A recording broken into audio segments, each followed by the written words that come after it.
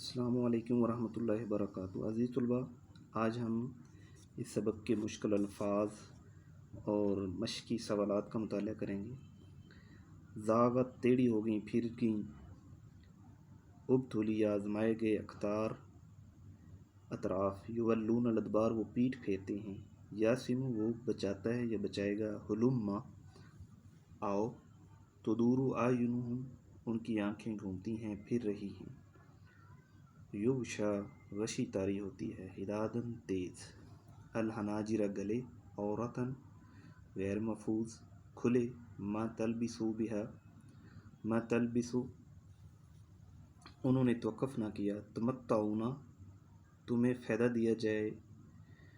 گا یا دیا جاتا ہے، الموبقین رکاوٹ ڈالنے والے، منع کرنے والے، اشیحتاً سخت بخیل، سلکوکم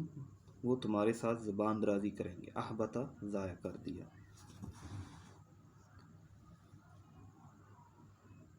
الاحزاب گروہ جس کی واحد حزب ہے، الاعراب بدو، بادون صحرا نشین، انباء خبریں اس کی واحد نباء خبر۔ نیچے سوالات ہیں، ان کے حوالے سے ہم پڑھتے ہیں۔ پہلا سوال ہے، سبق کی آیات کی روشنی میں بتائیے غزوہ احزاب میں اہل ایمان کو اللہ کی تائید و نصرت کیسے حاصل ہوئی؟ اس کا جواب یہ ہے کہ اللہ تعالیٰ نے حضرت نعیم بن مسعود رضی اللہ عنہ ایک صحابی تھے کی تدبیر کے ذریعے کفار کے اتحاد کو پارا پارا کر دیا اور ان پر برفانی آندھی کا تیز ترین طوفان بھیج دیا اور نظر نہ آنے والے لشکر بھی نازل فرما دیے، جن کی بدولت کفار کے خیموں کی تنابیں ٹوٹ گئیں اور کھانے کے برتن اڑ گئے اور جنگی سواریاں بھاگ کھڑی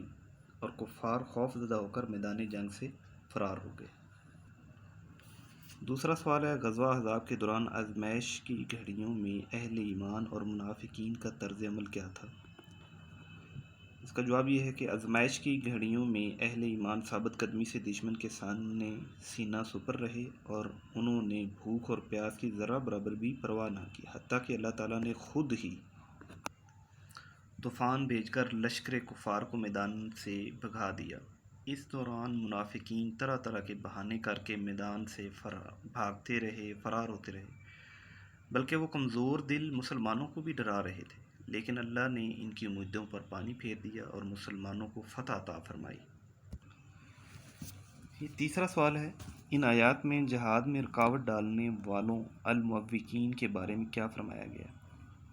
جواب یہ ہے کہ اللہ تعالیٰ نے فرمایا ہے کہ وہ انتہا درجے کے بزدل ہوتے ہیں اور ساتھ میں بلا کے حریص اور بخیل ہوتے ہیں۔ اولاً تو وہ جہاد کے لیے نکلتے ہی نہیں، اور اگر نکل پڑیں تو خطرہ دے کر بھاگ جاتے ہیں، اور جب مسلمانوں کو فتح حاصل ہو جائے تو مال غنیمت سے زیادہ حصہ وصول کرنے کی خاطر اپنی تیز زبانوں کا استعمال کرتے ہیں،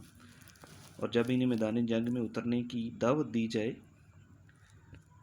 تو یوں دیکھتے ہیں گویا ان پر موت کی غشی پڑ رہی ہے۔ یہ لوگ اصل میں ایمان نہیں لائے، اس لیے ان کے اعمال ضائع ہو گئے۔